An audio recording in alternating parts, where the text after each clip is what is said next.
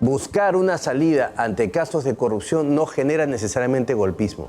Yo convengo y reconozco que hay muchas personas que desde el día 1 han querido tumbar este régimen. Y eso es golpismo. La denuncia por traición a la patria me parece que es un absurdo jurídico. Con Eduardo Herrera, él es director ejecutivo del Consejo Privado Anticorrupción. Señor Herrera, ¿qué tal? Buenas noches, bienvenido a Exitosa. Buenas noches, muchas gracias por la invitación. Aquí estoy a disposición de ustedes. Gracias por estar aquí en los estudios de Exitosa. Y para preguntarle sobre su parecer de esta decisión del Poder Judicial de admitir, no la demanda propiamente dicha, sino a trámite esta acción de amparo para evitar que el Ministerio Público pueda una vez más, en una próxima oportunidad, intervenir Palacio de Gobierno. Bueno, la admisión a trámite implica eso, no es un pronunciamiento de fondo, simplemente han verificado que la demanda de habeas corpus parecería que reúne ciertos requisitos de admisión formales y por eso le dan trámite y ahí habrá que ver si en el fondo de la cuestión le da la razón al señor presidente, cosa que vemos bastante improbable, pero es parte de su estrategia legal como usted bien lo ha referenciado, ¿no? Pero ¿por qué sería improbable? ¿Por qué no darle la razón al presidente de la República, Pedro Castillo, cuando, por ejemplo, según sus palabras, se metieron hasta su cuarto buscándole a su cuñada Jennifer Paredes? Porque cuando existe una presunción o un indicio razonable de delito, la Fiscalía tiene amplia facultad para poder investigar. Y entendemos de lo que se puede haber colegido que esta intervención ha tenido que tener una autorización judicial y por lo tanto está legitimada. Pero estando legitimada no quiere decir que realmente sea la más correcta, según la interpretación que tiene la defensa legal del presidente Pedro Castillo, porque habría un abuso de poder de por medio y además estaría avasallando la honra, está violando la presunción de inocencia y violando el debido proceso. Sí, bueno, eso es lo que arguye la defensa del señor Castillo. No he entrado a analizar eso. El asunto es que creo que esa es una defensa que se espera de un ciudadano común y corriente, no de un presidente de la República. Lo que se espera de un presidente de la República es la más amplia actitud frente a la acción de la justicia y eso no ha presentado el señor presidente Castillo hasta la fecha, ¿no? Ahora, legalmente, señor Herrera, ¿cuál es el alcance de la protección que tiene por la Constitución el presidente frente a esos temas de investigación de presuntos actos de corrupción? Bueno, él no puede ser acusado efectivamente y ahí hay una interpretación que podríamos decir doble, ¿no? Que efectivamente el término acusación es literal y por lo tanto no puede llegar a ese estado del proceso, o la otra es que no puede ser tocado por la Fiscalía y ese aspecto ya se levantó con la decisión de la Fiscalía de abrir 6 investigaciones al presidente. Ya. A ver, dejemos el tema de forma, vayamos al tema de fondo. ¿Realmente usted considera que hay un compromiso con la corrupción del presidente Pedro Castillo? No tengo ninguna duda de eso. Ninguna duda de eso. Y ojo, yo creo que hay que discernir bien entre el plano judicial, donde se tiene que seguir el proceso debido y obtener las pruebas correspondientes, del plano moral o ético. El plano moral o ético es diferente al judicial y creo que estamos confundiendo en muchos casos cuando se piden prueba de lo uno para lo otro. Son dos cosas distintas. Pero si son dos cosas distintas, de una u otra forma se encuentran amarradas entre sí, porque de por medio no solamente está la investigación fiscal, sino también decisión política que el Congreso tendría que tomar. Por supuesto, porque la decisión política es eminentemente de corte moral ético. ¿Y a qué voy? Voy a ir un ejemplo.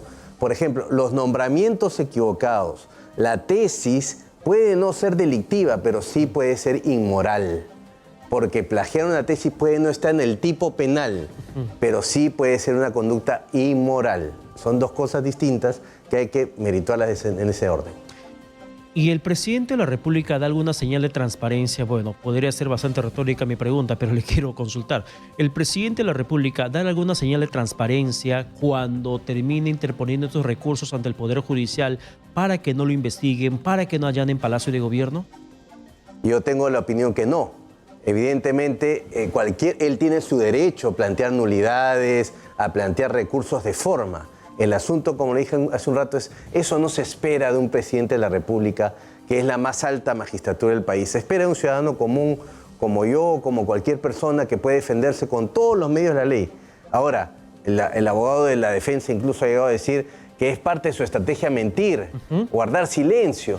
Eso no se espera a un mandatario de la nación en un momento en que la lucha contra la corrupción es central y capital en nuestro país. Entonces, ¿cómo iría la lucha contra la corrupción del gobierno del presidente Pedro Castillo si tienes al sobrino prófugo, a la cuñada que se encontraba prófuga, luego se entregó al Ministerio Público y que él dice que no se casa con la corrupción? Bueno, eso es retórica, efectivamente. Yo creo que un político no tiene mucho que hacer en la lucha contra la corrupción más que sus propios actos. O sea, aquel político que dice me voy a controlar a sí mismo está perdido, no es real. Lo que tiene que hacer un político es demostrar con sus propios actos que él lucha contra la corrupción y permitir y fortalecer que otros de afuera, léase Fiscalía, Contraloría, los órganos tutelados, sean los legitimados para controlarlo. Ese es el equilibrio de poderes que tiene que haber en la lucha contra la corrupción. ¿Usted ha visto algún expresidente que se encuentre inmerso en similar situación que el presidente Castillo se encuentra hoy en día? Porque eso constantemente también arguyen desde Palacio de Gobierno, que nunca antes se investigó tanto, o la justicia se ensañó tanto, o la oposición o la fiscalía se ensañó tanto con un presidente como lo están haciendo con él en un año de gobierno. No hemos visto, no tengo recuerdo de eso. Incluso creo que la valla ha bajado bastante cuando a otros presidentes, por menos cosas que esas, los vacaron, ¿no? Sin embargo, sí debo reconocer que hay más atención y más vigilancia ciudadana en el nombramiento de los funcionarios públicos, en las actitudes de corrupción en este caso, que espero se sostengan en la eventualidad de un nuevo gobierno, ¿no? Le llevo el tema a un plano personal, porque podrían decir incluso desde Palacio de Gobierno, escuchando la entrevista, no, Eduardo Herrera, director ejecutivo del Consejo Privado Anticorrupción, es también parte del andamiaje golpista del país que quiere desestabilizar al presidente Castillo. Sí, bueno, podrían decirlo, ¿no? En este país se puede etiquetar a cualquier persona. El asunto es el siguiente: buscar una salida ante casos de corrupción no genera necesariamente golpismo. Yo convengo y reconozco que hay muchas personas que desde el día 1 han querido tumbar este régimen. Y eso es golpismo. La denuncia por traición a la patria me parece que es un absurdo jurídico. Eso sí es forzar la figura. Ahora, el sostener que hay casos de corrupción como los que estamos evidenciando acá ya es extender mucho el concepto y ser ligero en esa apreciación. Él puede decir lo que sea, sin embargo, las acciones nos definen. Pero lo que pasa ahora en el entorno presidencial con Aníbal Torres como presidente del Consejo de Ministros, ¿es lo más prudente para generar estabilidad política en el país?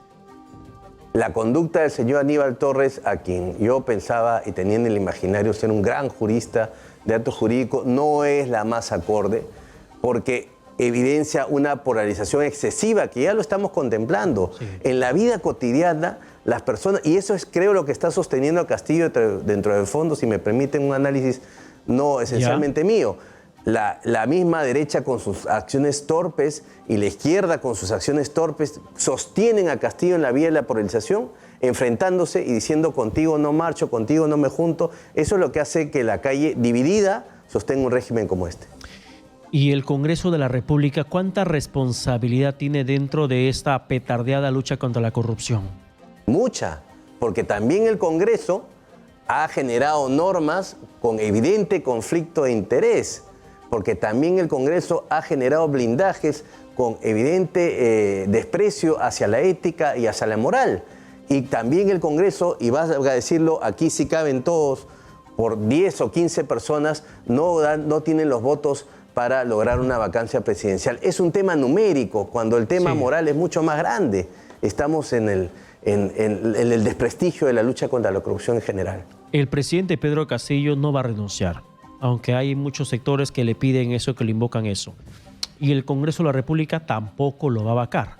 Y aunque pudiera hacerlo, señor Herrera, podríamos encargarle a este Parlamento, con los pergaminos que usted nos acaba de decir y que ya conocemos ampliamente, la solución a la crisis política del país. Pensaría que tiene que haber, y esto es una opinión así a título personal, pensaría que tiene que haber un compromiso del gobierno de transición a llevarnos a un momento mucho más corto de elecciones generales y que se puedan hacer reformas políticas mínimas, pero sí dándole una salida de refresco y de recambio a la política, porque no solamente la salida de Castillo, pienso yo, nuevamente a título personal, no a nombre institucional, la salida de Castillo no termina solucionando los problemas. No solamente es Castillo el problema, es la clase política que está manchada y que está desprestigiada y la ciudadanía lo nota.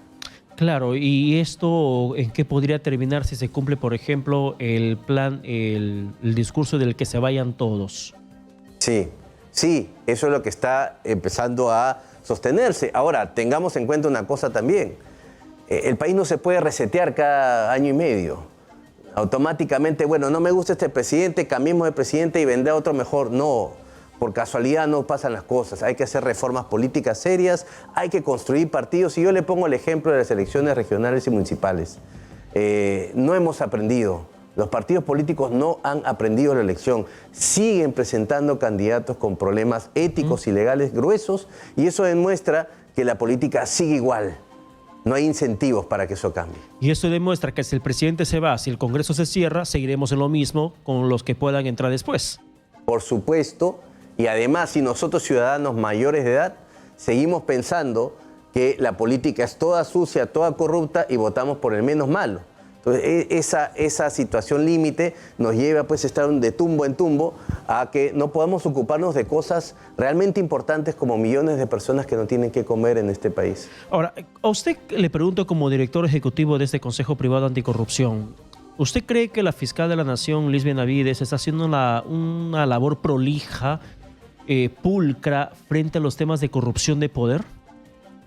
Hay un tema que es expresamente la investigación del presidente y ahí sí yo no le veo ningún tipo de mácula. Creo que está haciendo bien las cosas desde el momento que conformó este grupo de lucha contra la corrupción, contra el poder. Me parece que es una decisión acertada. Ahora bien, todas las personas somos una unidad y tenemos errores y tenemos desaciertos. Creo que también hay cosas que la fiscal tiene que aclarar y tiene que reconducir, pero que eso no mancha lo que está haciendo correctamente en la persecución de delitos respecto al presidente. Le pregunto esto porque precisamente también la respuesta que dio Palacio de Gobierno es que esa es básicamente una persecución, un plan golpista, y atribuyeron la desarticulación del equipo que investigaba a los Cuello Blancos por decisión de la fiscal de la Nación, Liz Benavides. Esto para encubrir a su hermana Emma Benavides, una jueza superior que ha sido acusada por un narcotraficante de pedir coimas para liberarlos, pago de hasta $1 millón.